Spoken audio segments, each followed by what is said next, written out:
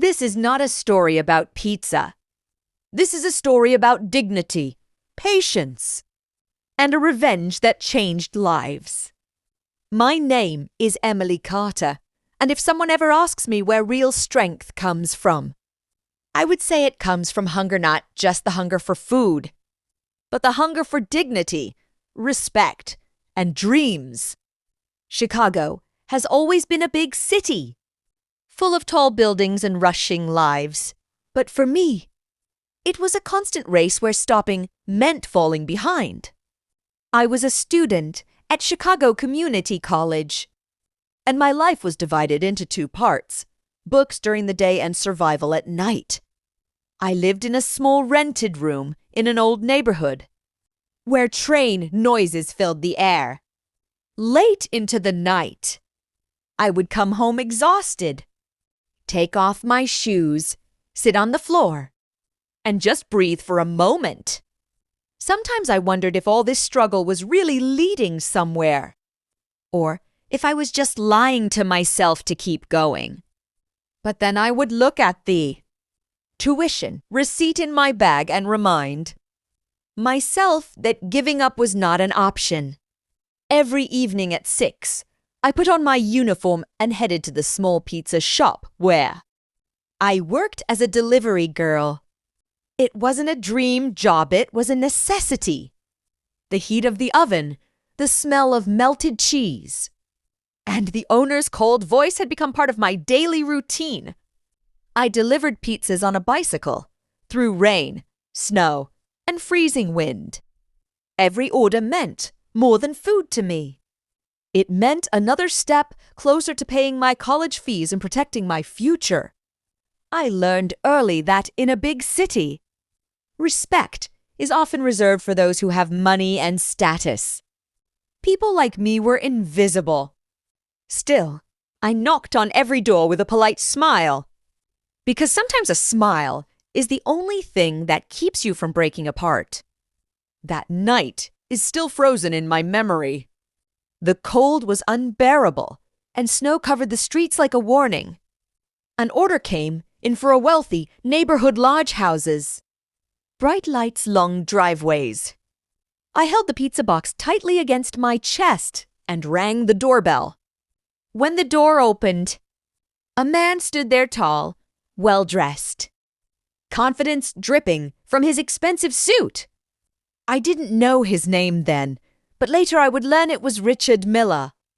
He took the pizza and looked at me the way people look at something beneath them. A mocking smile crossed his face. "A college student?" he asked, without really caring about the answer. I nodded quietly. "And this is what you do?" he said with a laugh. My face burned with shame. I asked for the payment, but instead, he picked up a slice and started eating right there. Then he took another bite and said casually, "You can go now." I stood there, frozen. No money. College. No voice. The door closed in front of me. I was left outside alone, cold and humiliated. As I rode my bicycle back, tears filled my eyes, but I refused to let them fall. I knew if I broke that night, I might never be able to put myself back together. What I didn't know was that the real pain was still waiting for me. The next day, I gathered the courage to tell the shop owner everything. I expected support. Instead, he barely looked at me and said, "The customer is always right." And just like that, the cost of the pizza was deducted from my salary. In that moment, it felt like I hadn't just lost money. I had lost my dignity. I walked out of the shop silently, stood on the sidewalk, and for the first time, I whispered to myself, "Emily, one day, this city will hear your answer." And that was the moment my real story began. After that day, I had changed, but I hadn't become strong overnight. Some wounds don't bleed on the outside. They settle deep inside and slowly reshape you. I sat in college lectures, taking notes, listening to professors. But my mind kept drifting back to that closed-door the moment. My voice had been ignored. I laughed with classmates, joined conversations, but somewhere inside me, a question kept repeating. Was that really all I was worth? I kept myself busy, hoping exhaustion would silence my thoughts. When college ended, there was no celebration waiting for me. There were bills, responsibilities, and a constant fear that followed me even into sleep.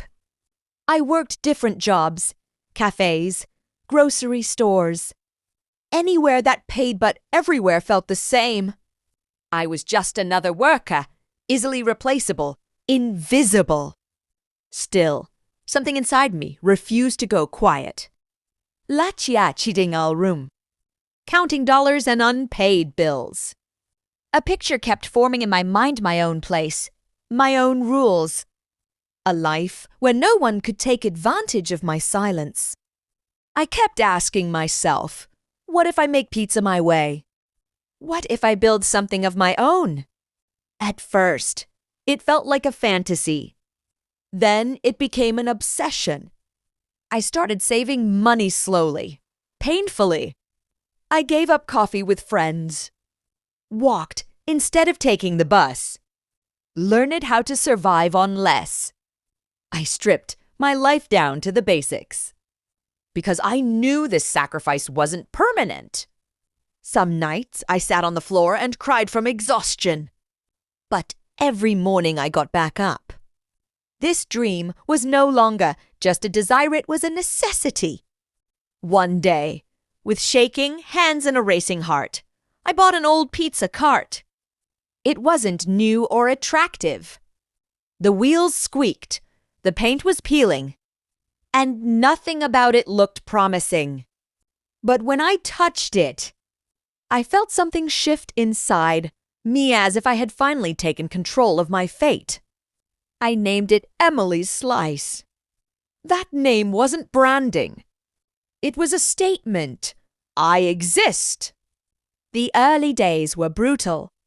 I woke up before sunrise, kneaded dough with sore hands, prepared sauce from scratch, and pushed the cart to a street corner where people barely noticed me. Some stopped and stared. Most walked past. A few laughed. A girl running a pizza business? This won't last. Every comment cut deep, but I had learned how to turn pain into fuel. I made every pizza with care, not just for customers but for myself. I wasn't trying to prove anything to the world anymore. I was proving it to me. Then one day, someone came back. "This is actually really good," they said. Tears filled my eyes, quiet tears of gratitude. That single sentence meant more than money, meant hobby. Days turned into months, months into years. I kept going through burned hands, empty days, and moments when quitting felt easier. Slowly, people started asking for me by name. "Where's Emily's Slice?" That question felt like the first step toward victory. I still wasn't rich, but I wasn't empty anymore. I had purpose. I had identity. And most importantly, I had belief in myself. I hadn't forgiven that night, but I had learned how to rise above it. Because by then, I understood something deeply. My revenge would not be loud. My revenge would be my growth. And I had no idea that life was preparing one final test. The kind that would challenge not my strength, but my humanity. Time did what I never could have imagined. Emily's Slice was no longer just a pizza cart on a quiet street corner. It had grown into a name people recognized across Chicago. Bright signs, busy locations, long lines, and the same recipe that once came from my tired hands now fed thousands every day. From the outside, it looked like success had arrived suddenly, but I knew how many silent nights it had taken to get there. I often stood by the glass wall of my office, looking down at the city. This was the same Chicago that once made me feel invisible. The same streets where I had delivered pizzas in the cold, hoping no one would look down on me.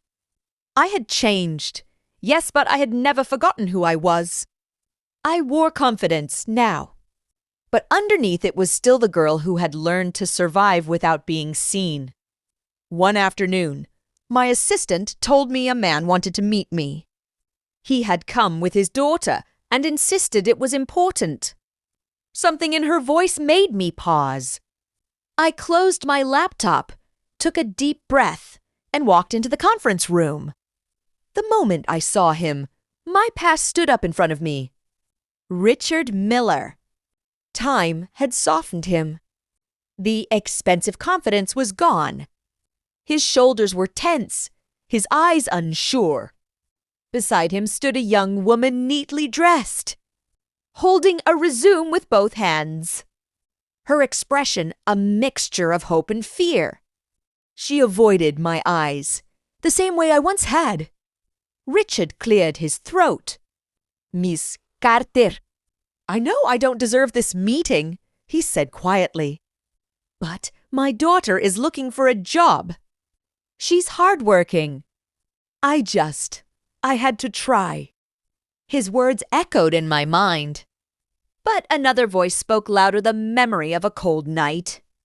Unpaid work, and a door slammed shut. For a brief moment, I imagined saying no. I imagined letting him feel the same helplessness I once felt. The power was finally in my hands. Then I looked at his daughter. She wasn't him.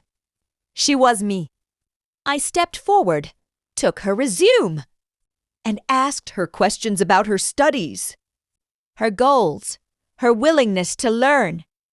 Her answers were honest, nervous, but sincere. I could see the hunger in her eyes, the same hunger that once pushed me through snow-covered streets. I smiled. "You can start tomorrow," I said. Richard's breath caught. His eyes filled with tears. He tried to speak, but no words came out. I nodded gently, signaling the meeting was over. When they left the room, I stood by the window once more. The city stretched endlessly in front of me, alive, loud, and unforgiving. And yet, in that moment, I felt peace.